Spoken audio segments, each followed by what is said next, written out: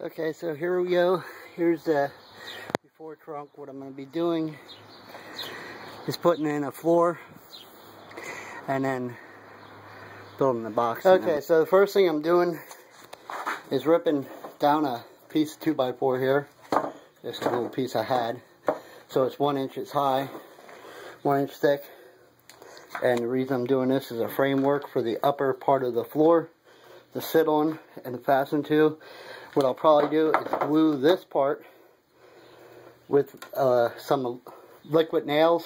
They'll stick to pretty much anything. Really good strong glue.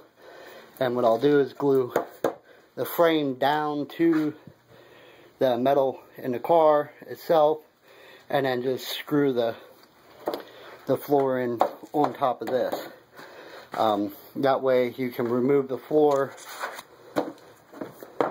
easily. You know, probably only use like 4 screws. It shouldn't go anywhere.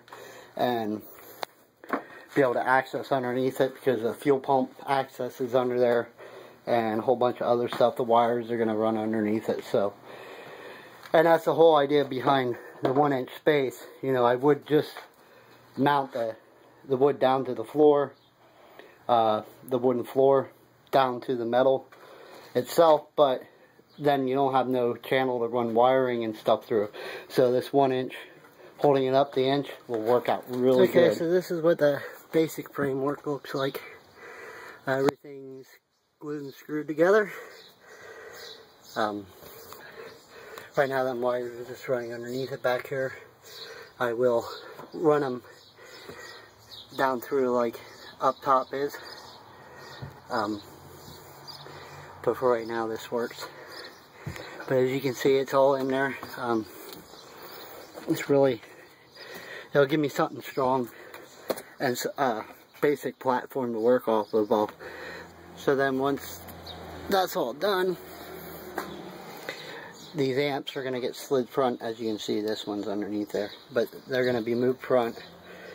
And I'm not sure, this is where the wife wants them, is down in here like this, and covered with, you know, just have plexiglass showing just right around the amp. But I'm thinking maybe move them up on that back wall. I don't know. It depends on how the sub box goes in yet. I don't know how I'm going to build the box yet. Don't know how I want it to fire or anything like that. So that will be coming. Okay, so I got cut short yesterday because of rain. So I didn't get too very far. I got the framework in. As you can see, there's a crossbar up there and back here. That's just a framework it's going to sit on. I'm going to actually extend it out into this corner here to give it strength out there. And the same as this side, plus whatever else I need. But I went ahead, I traced out on the cardboard the edges, as you can see. Through there, and this will put me nice and tight against the outside. And when I build in the sides here, it'll, you know, look really good. But this is where I'm at here. I got the cardboard cut out. And over here, here's the fiberglass board I was talking about. A little stack of it over here. But let me give you a close-up of what it looks like. This is what it is. It's regular plywood, and then has fiberglass laying on both sides. Like I said, it was for your Ryder or your Penske trucks, the side of them. The box trucks is what they make the sides out of. Like I said, I live pretty close to one of the factories that does that. So here's what we got.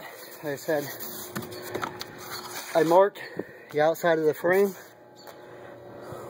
top and bottom, and then drew lines down. The straight lines here are the outside of the framework. So then you just match up the lines, top and bottom, and draw it out like that. Now I add a little bit to each side. You can always cut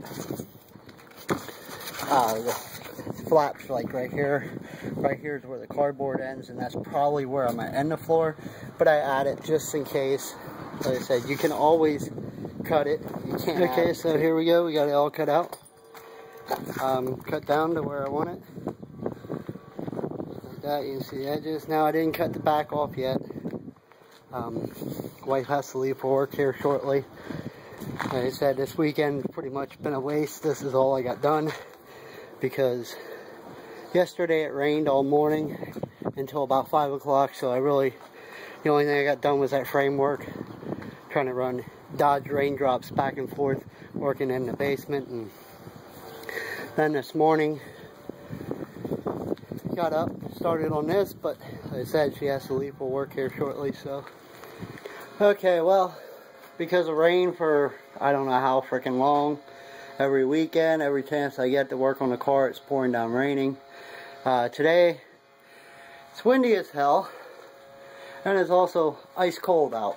It's about 40 degrees, but spent the morning kind of rearranging the basement here, cleaning up a little bit, but do have my workbench built.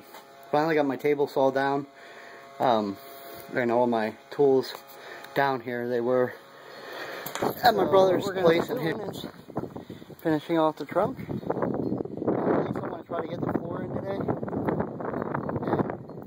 go from there. I don't know, it's cold as a bitch out here, so we'll see how this goes. Okay, so what I got finished up here is I finished the framework for the floor.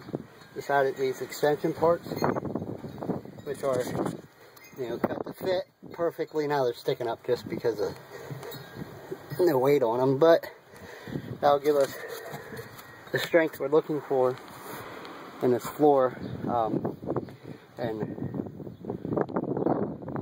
it'll, like I said, really help with the strength of the floor. Without doing that, the plywood would just, warp in time, lay over in time. So, and the whole reason I'm doing the whole plywood floor, heavy plywood floors, I don't want it to get all messed up over time, sagging and stuff like that. And this way, if you set something heavy in here, it's not going to sag or, anything like that. But I think I'm going to wrap it up for now. It is just too cold out here, and this wind is a nightmare. So I'll see what the rest of the day holds out. I don't know how much I want to get going on this. Okay, well, it was too cold and windy out today, so I decided to come down to the shop. The car developed a braking problem, noise. So I checked that out, and then also decided to do the ELD bypass. What that is on the Hondas, they have, they call it ELD. I'm not sure what that stands for. I can look it up. But anyways, what that does is it sends a signal to the alternator and has the alternator only charging at, I think it's 12.6 volts. The majority of the time, it will run at 14.6 for the first 15 minutes, from what I understand, what I read up about it.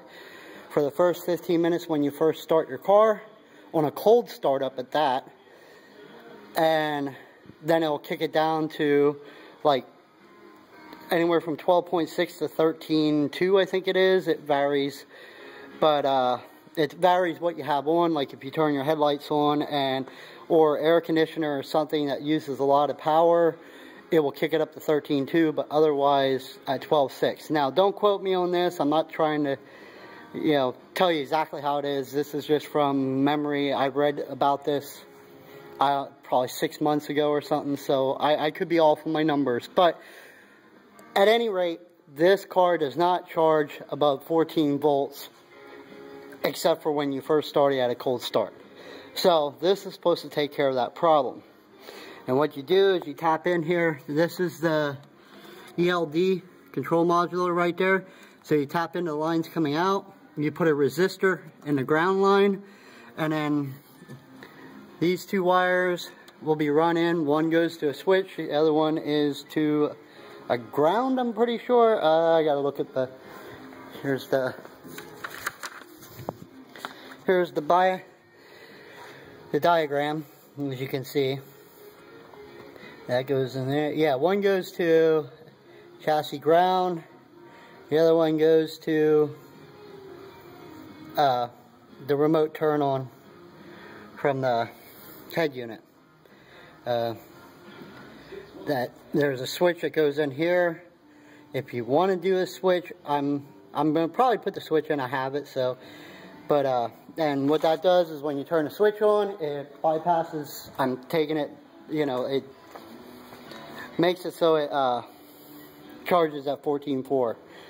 So that's, or whatever. That's the goal here. Okay, so this is the back seat panel.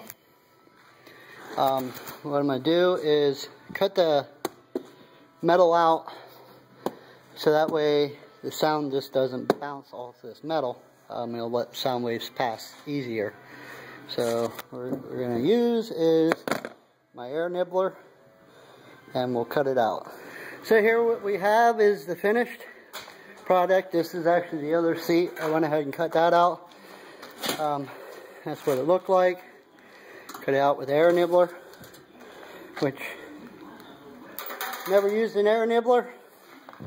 Really simple. That's what it looks like. It's just a little pin that goes up and down, shears off the metal. The only problem with it is it leaves all these little metal shards everywhere that you'll be picking out for the next 50 years. But pretty simple. Like I said, you know, now that when the sound wave hits, it won't be reflecting off the metal on the back. So one thing I would suggest doing, now I'm not going to do it because back seat's really not going to ever be used by a grown-up, but if you're going to do something like this, I would always suggest, you know, going in here and putting some kind of support. A lot of guys, what they'll do is they'll cut this out and then they'll go in and get that like that mesh, metal mesh, heavier or great material or anything, and replace that in there so it still lets the sound wave go through but yet gives support. I'm not too concerned about it, especially with this car, because like I said before, we're planning on changing out cars. It's just, this car is a pain in my ass. The wife likes it, I hate it. So